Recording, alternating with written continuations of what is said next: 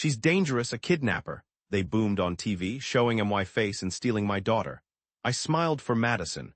Hours later, the truth exploded. The evening's softness was giving way to the darkness. From the living room's window, the setting sun painted the white walls a gentle orange. I had already wrapped up my shift at the pharmacy, completed all my errands, and returned to my house just like I always do. "I'm here, Madison." As I opened the door, my 6-year-old daughter came sprinting towards me, her pigtails bouncing. "Mom, you're back. I drew a really cool bunny in art class today," she told me. Madison held out her school artwork for me to see. There was a rabbit, drawn with care, staring back at me. "Oh, that's marvelous. It looks just like Hoppy," I said, pointing to her daughter's favorite stuffed toy. That pink, long-eared rabbit was placed in its usual spot on the sofa. While I was getting dinner ready, I kept checking the time. It was about the time for James, my husband, to arrive. As a supervisor at a construction site, he was always punctual. "Is Daddy going to be late again?" Madison asked, sounding worried. "Yes, he has a work meeting today." Truthfully, James and I had been living apart for almost a month by then. I could only explain to Madison, "Daddy is busy with work." The dining table was ready for 2 instead of the usual 3 people. It had been a month since I moved into Sarah's house. We were living with just a few things in a small apartment. "Let's eat," my daughter and I said grace together. Madison had started crying a lot more at night lately. Her teacher also mentioned she seemed less lively at school. It was absolutely devastating what happened to Catherine. I recall when I first encountered James 7 years prior at a mutual friend's wedding. When the music began for the first dance, he gave me such a warm smile. I believed he was genuine, compassionate, and the perfect partner. After we got married, we purchased a home in a peaceful, suburban neighborhood in Columbus, Ohio. It was a white, 2-story house with a little backyard. We went to church every Sunday and had great relationships with the people living next door. It looked like a family that everyone would desire. However, these days, I'm using up all my savings. I had to change my phone number and limit contact to only the most important calls. "Mom, I'm finished." Madison's voice pulled me back to the present moment. As I cleared away the empty plates, I gazed out the window. The sun had already gone down, and it was completely dark. I automatically closed the curtains. Only Sarah, my friend, truly understood and stood by us. Through my attorney, I was working on the custody arrangements, but the legal process was still underway. "All right then, it's bath time." "Okay, can Hoppy take a bath with me?" "No, sweetie, Hoppy has to stay here to watch over things. He'll get all wet, you know." While saying this, I gently patted my daughter's head. What actions could I take to safeguard this beloved child? While I wrestled with that question, another day was quietly drawing to a close. At night, in Sarah's living room, I held Madison on my lap. The small 2-seater sofa was a little worn, but it was the perfect space for us to snuggle. The television was playing some happy tunes.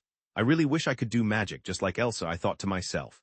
Madison, snuggling her cherished Hoppy, gazed at the TV screen with a faraway look. Some blocks and crayons were strewn across the floor, painting a picture of our typical tranquil night. "I suppose so. However, you have something even better than magic, you know." "What exactly is it?" "It's a promise I made to you. No matter what trials come our way, I will always shield you." Catherine, my mom, delicately ran her hand through my hair. It was completely dark outside the window, and as usual, the heavy curtains were pulled shut. Suddenly, the picture on the television shifted. A harsh, jarring sound blared and red breaking news text filled the screen. Breaking news. As the announcer's voice boomed, the word "wanted" flashed in the top left corner, and right in the center, in big, bold letters, Catherine Reynolds, age 34. Wanted across the country for supposedly kidnapping 6-year-old Madison Reynolds.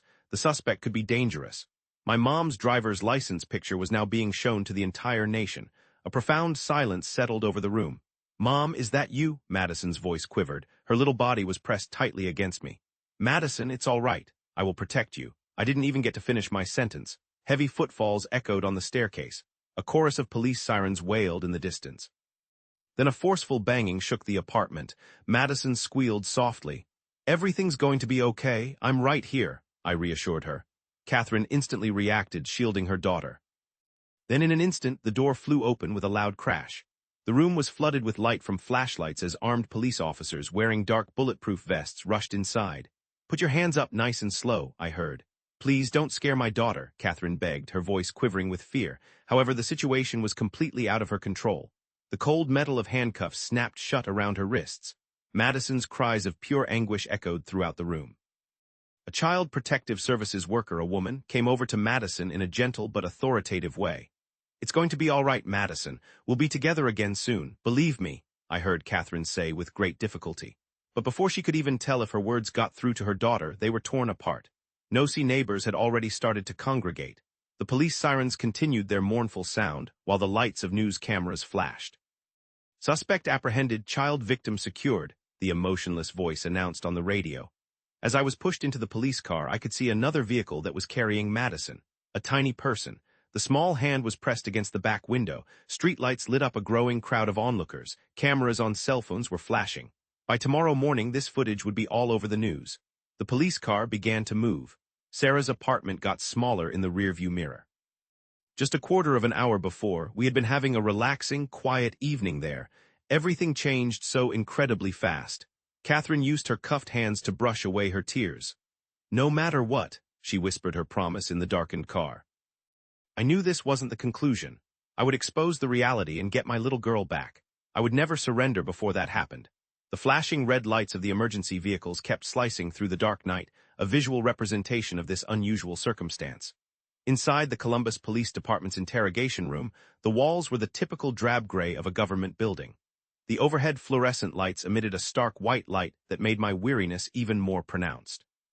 Two metal chairs sat across from each other, separated by a table covered in scratches.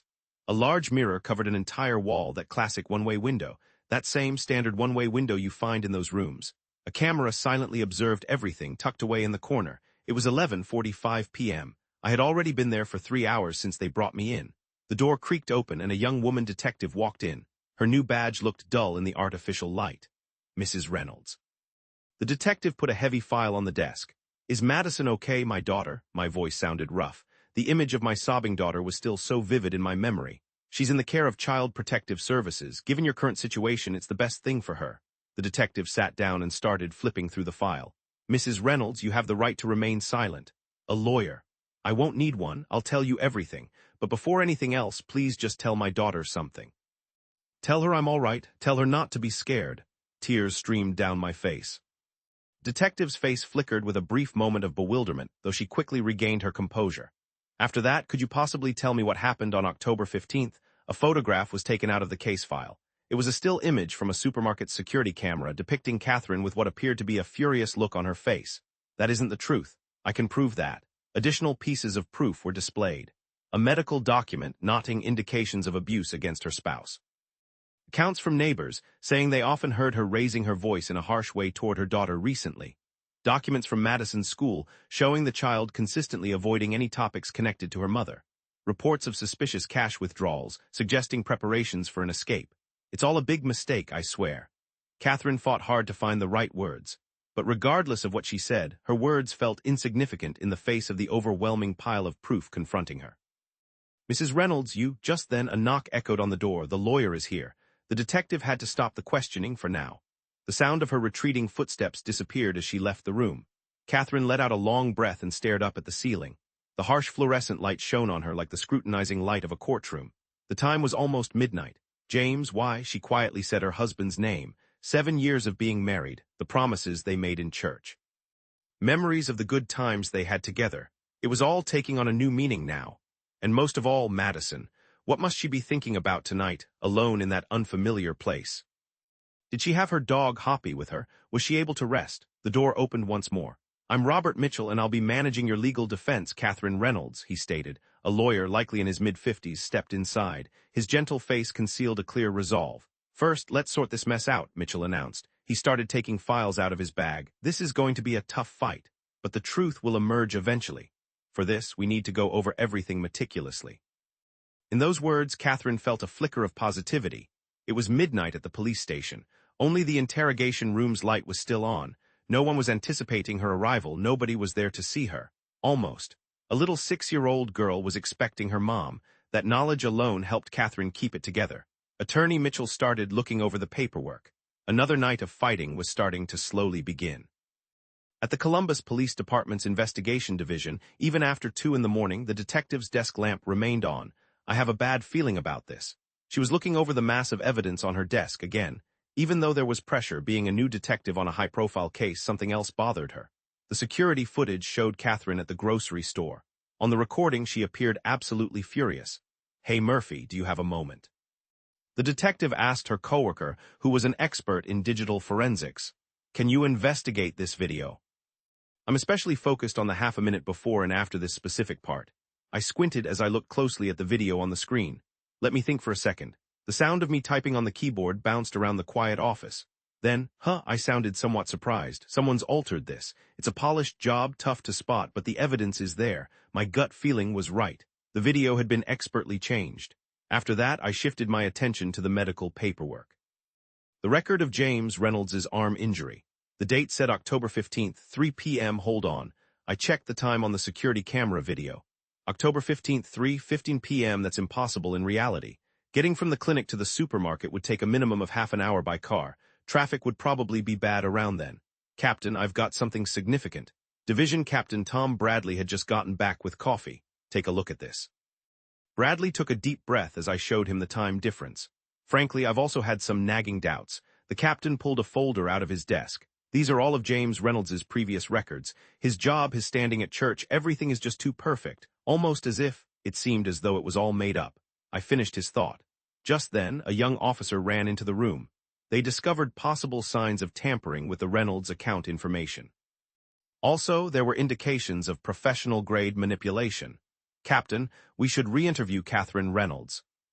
I was exhausted, and it was already after 3 in the morning, but first thing tomorrow I had to focus. My plan for tonight, carefully analyze all the clues. Even with those instructions, I still felt restless. Catherine was stuck in detention.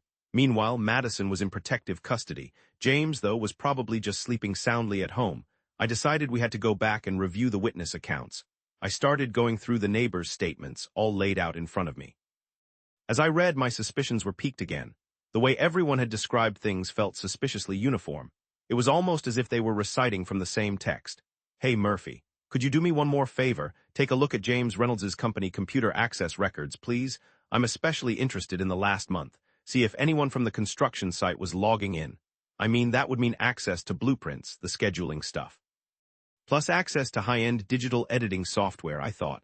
Murphy's voice suddenly broke the silence. I found some stuff. There are definitely some strange access records outside of work hours. It was becoming so clear, all the pieces were coming together. I stood up and stared at the timeline I had pinned to the wall.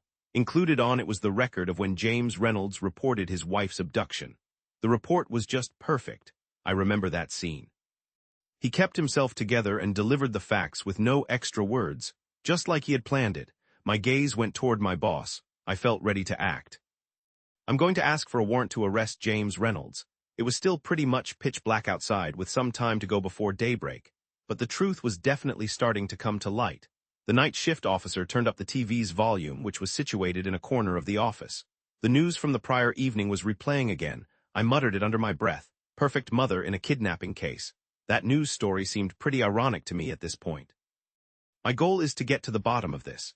The desk clock showed 4 o'clock, so the detective was starting to put together a fresh report. James Reynolds had been called to the station by the time the sun was starting to come up.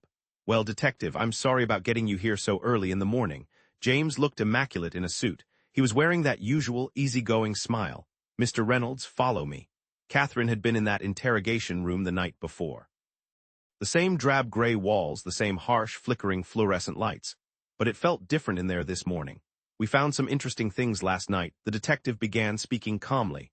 Did you know that security camera footage can actually show signs of being edited? James's face seemed to tense for a moment, and the timing between the medical records and the video, it's actually impossible. I'm not sure what you're talking about. There's more to it, the detective said. One piece of evidence after another was presented.